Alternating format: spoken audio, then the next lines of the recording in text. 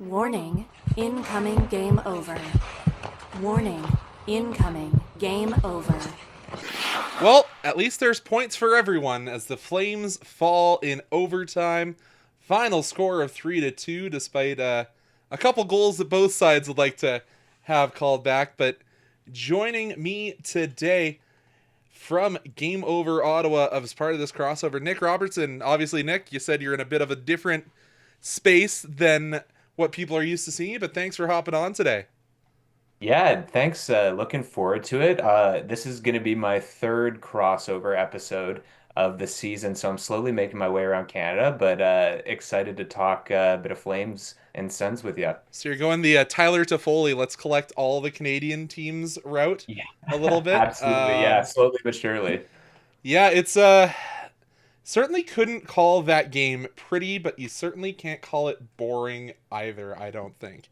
Nope. Like, it was a closely contested match between two teams that I view as kind of in the same stage, despite one of these teams being in a rebuild for about 5 years longer than the other.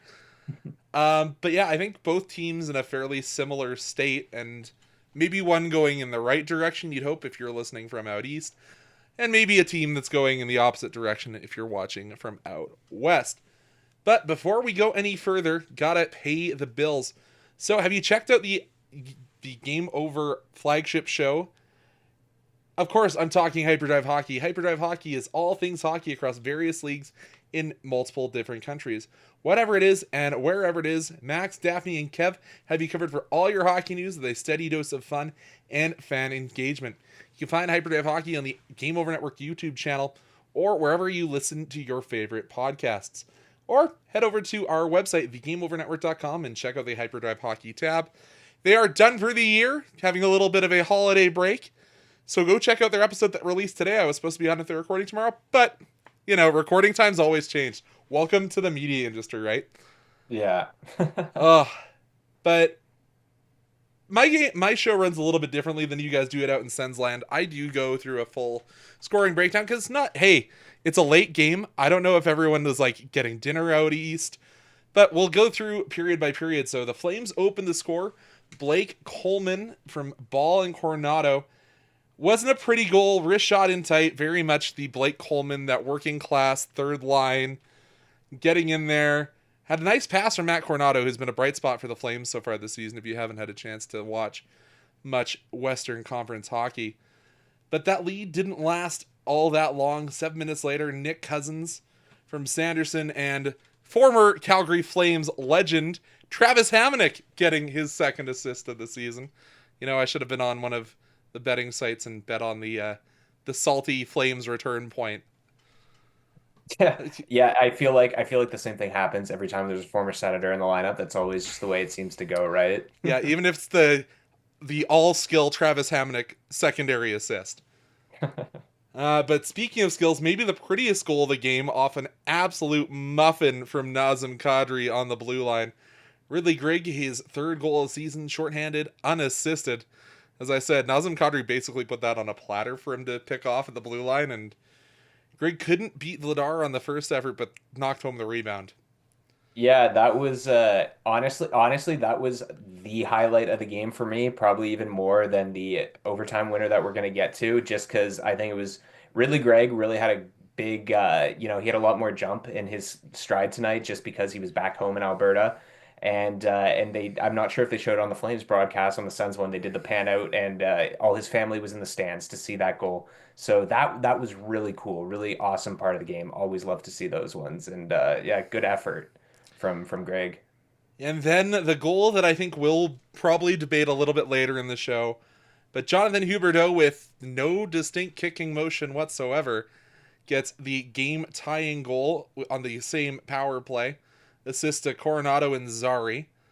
But yeah, as I said, they list it as deflected shot, and that was the same rationale that the Mission Ops in Toronto, or I guess it's in New York now, I think. I can't remember where the replay room is located.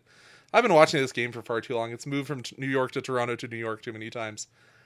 But yeah, that one went to a non-challenge review and was deemed to be a good goal. I was talking with Maude a little bit in the Discord, and it's like, it seems that the skate stays on the ice and doesn't enter the blue paint, it's a good goal. I don't know what the rules are anymore. Like, they seem to change by the minute, so Yeah, you like you said, we'll probably touch on it a bit more later, just in the greater context with the referees in that whole game. But I think even I was surprised that they didn't find a way to disallow that one because that sets a pretty high bar for what you're gonna call a kicking motion for the rest of the season if that's what your frame of reference is. So interesting one.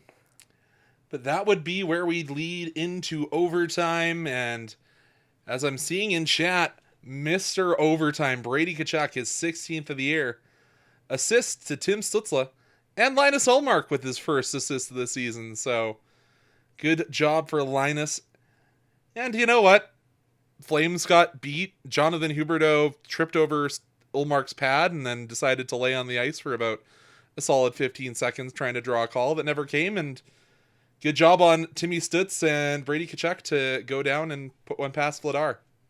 Yeah, rare you see, all three of the Sens' big pieces there combined for a goal. You're not going to see that too many times, but No. no, great heads up play by Olmark to sort of spring that overtime winner. And even though they did not have a very good game in regulation, the Senators' big guns, particularly like you said, Mr. Overtime Brady Tkachuk, really always seem to have a knack for getting it done in the extra frame. So it was good that they found a way tonight to get that extra point. So that's your breakdown. And we kind of jumped in on this when we were just talking in our little brief talk before. And while didn't necessarily show up on the stat sheet tonight, I thought both fourth lines for both squads were noticeable in a good way. And you mentioned that all three forwards were born in Alberta for that fourth line, so kind of unique. Yeah. Noah Gregor, Zach Ostapchuk, and Ridley Gregg, all born in Alberta. So that was cool. I'm not a huge betting man myself, but I think if I were to be, I definitely would have bet on some of those guys racking up points tonight. And Ridley Gregg got the second goal for the Senators. They just all seem to have just a big jump in their stride all night.